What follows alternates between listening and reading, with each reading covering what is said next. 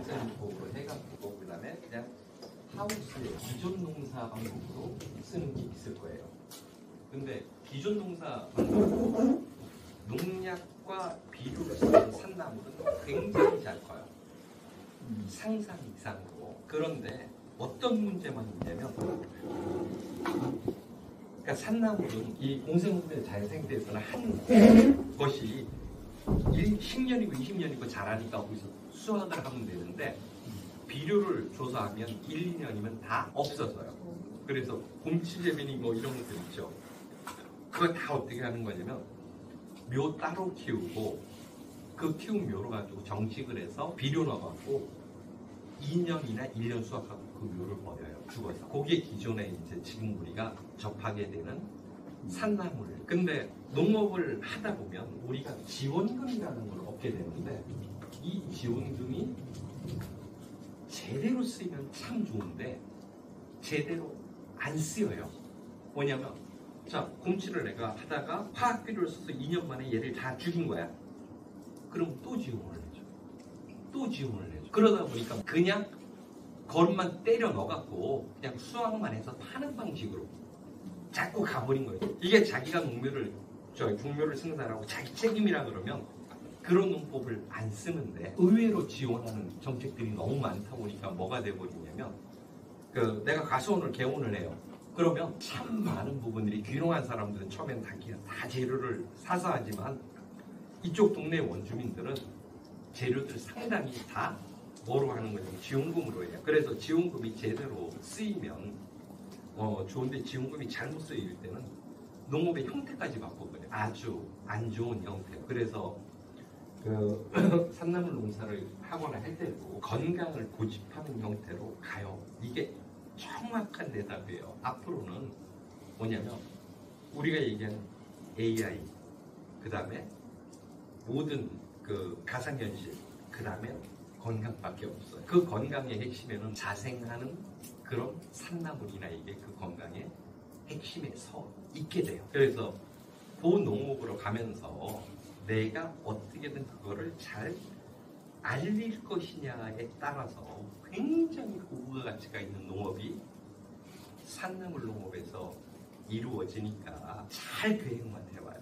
정말 잘 계획만 하면 산나물 농사가 정말 빚칠 수 있는, 아까 해외 진출에서부터 시작해서 매출을 엄청나게 올릴 수 있는 농업이 돼요. 제가 농업할 때 잘했다고 했잖아요. 전설적으로. 나는 그때 이제 했던 게 야생화 종묘, 그 다음에 산나물 종묘, 그 다음에 약주 종묘 이렇게 했어요. 종묘라는 게 모종을 키우시거든요. 예, 예. 모종도 키우고, 크게도 키우고, 그래서 판매하고 이런 업을 나는 굉장히 오래 했던 사람이에요.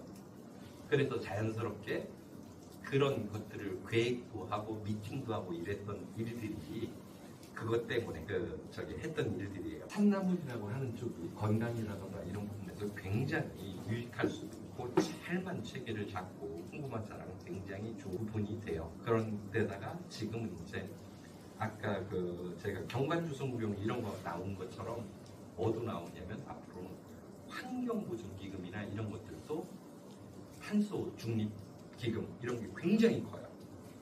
그래서 탄소 중립 기금을 잘 활용하면 농업에도 써요. 그러니까 내가 1000평이 있어요. 여기다가 살구나무를 심어요. 그리고 이 밑에다가 부추를 하건 산나물을 하건 이런 농사를 해요. 아니면 이게 살구나무가 아니고 살구여도 되고 포도도 돼요. 근데 나무를 키우는 일은 뭐냐면 탄소 중립이죠. 그래서 요게 체계화가 되고 내가 여기서 나무를 키워요. 산에다 키워도 돈이 나와요. 앞으로 산지를 갖고 있어서 거기에 나무의 수령에 따라 돈이 나와요. 탄소 중립 비용 때문에. 그걸 내게끔 되어 있어요. 우리가 차 타고 다니고 뭐하고 그러면 기름값에 그 비용이 다 들어가 있어요. 그리고 그 비용들을 써야 돼요. 쓸 수밖에 없어요. 근데 이렇게 농사를 져서 얘를 키우면 이게 탄소 중립이에요. 이걸 받아내면 돼요. 그러니까 의외로 농업 쪽이 뭐냐면 환경이나 여기하고도 연결해서 이야기를 끌어낼 수 있으면 뭐냐면, 탄소가 하늘로 올라가면 온실가스죠. 탄소가 농사를 줘서 유기물이 되면 뭐가 돼요? 탄소 저감이죠. 그럼 탄소 중립에 접근되는 거예요. 그러니까 쉽게 얘기하면 농사를 줘서 보리가 이만큼 크면 그만큼의 탄소를 잡은 거예요. 그리고 그 비용은 이거를 키워낸 사람이 받게끔 돼 있어요. 그거를 잘 찾고 네트워크 시켜도 농업이 이 부분에서도 충분히 어떤 가능성이나 이 부분들을 잡아낼 수 있어요. 소나무 밑에 산나물을 키워도 그게 가능하나요? 가능하죠.